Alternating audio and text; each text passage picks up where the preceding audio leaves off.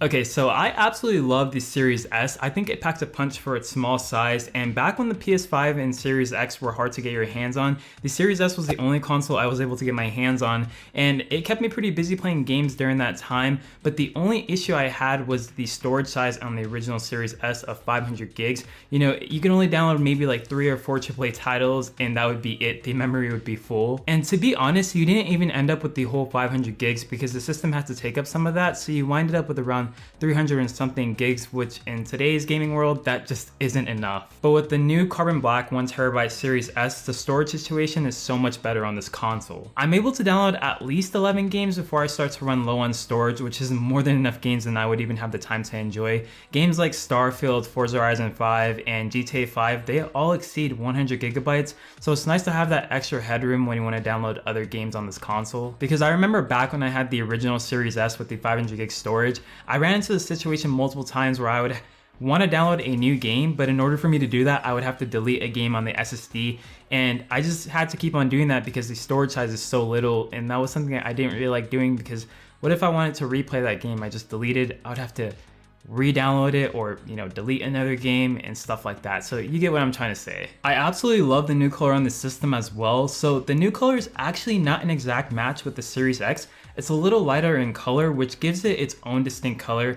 And I don't know why, but to me, this shade of black or gray just gives it a rugged look that I really like. The grille is a darker black, but it pretty much blends in with the entire console. I feel like this color would really fit well in pretty much any setup because it's more stealthy looking and it doesn't stand out as much. The small form factor of the Series S is one of my favorite things about this console. It's easy to move around, you can place it pretty much anywhere, and if you're taking it with you somewhere or traveling with it, you can easily throw it into a bag and head out. It doesn't take up that much space, which is a huge positive for this console. And of course, we still get those nice features like quick resume, FPS boost, backwards compatibility, and if you have a high refresh rate panel, you can even play some games at 120 FPS, such as Doom Eternal, which is just awesome. So yeah, this console right here has got some pretty nice next-gen features, even though we've been in next-gen for quite a while, that really do make a difference when gaming. Now, on to my favorite topic as always, the games. So with the Series S, you can always buy your games digitally and own them like that, but I really like to pair it up with Xbox Game Pass. I feel like it's such a good value with this console because I mean, you just have hundreds of games to try out.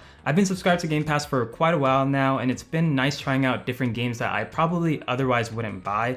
And of course, you get access to Xbox first-party games day and date, such as Starfield, which I have been playing the heck out of. So yeah, Xbox Game Pass, tremendous value. So when it comes to the cons of the Series S, the only one I can really think of is the performance when it's compared to the Series X. And so what I mean by this is sometimes games might run at a higher frame rate or a higher resolution on the Series X because it does have a more beefier GPU than the Series S. For instance, on the Texas Chainsaw Massacre game, it runs at 1080p 60 FPS on Series X while in performance mode, and over on the Series S, while it does have a performance mode, it is still limited to 30 FPS. And you might have heard about the whole Baldur's Gate 3 situation where the Series S version won't have split screen co-op while the Series X version will. And so if you're someone who really cares about performance and potentially not missing out on in-game features, I would definitely keep that in mind. So with this new Series S, they did tack on an extra $50, making it $350 now, but I wish they kept the $300 price tag, especially because the SSD in this console isn't really new anymore. I mean, this console is about to be 3 years old in November, and it's now only $50 less than a PS5 digital, which is a full-fledged PS5 with pretty much no compromises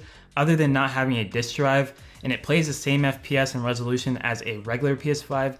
So yeah, just my 2 cents. But overall, I do like the new Series S. It brings a much needed improvement to the storage size, and the color looks really nice. It's literally the perfect full-size console to take with me on the go if I'm staying at a hotel or something like that, and I want more gaming power than my handheld gaming systems, or to just easily move around the house.